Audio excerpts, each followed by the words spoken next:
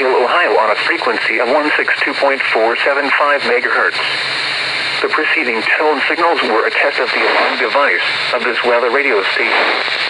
During potentially dangerous weather situations, specially built receivers will be automatically activated by these tones to warn of impending hazards.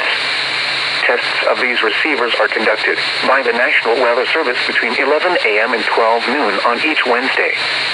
This radio station, WXJ-47, serves the following counties in east central Ohio: Athens, Belmont, Carroll, Coshocton, Gallia, Guernsey, Harrison, Jefferson, Licking, Meigs, Monroe, Morgan, Muskingum, Noble, Perry, Tuscarawas, and Washington.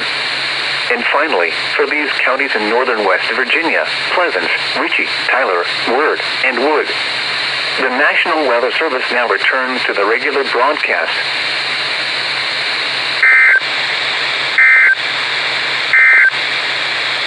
For east central and southeast Ohio and northern West Virginia, including Zanesville, Cambridge, Coshocton, New Philadelphia, Marietta, Parkersburg, and surrounding areas. For rest of today, partly cloudy. Highs in the lower 80s.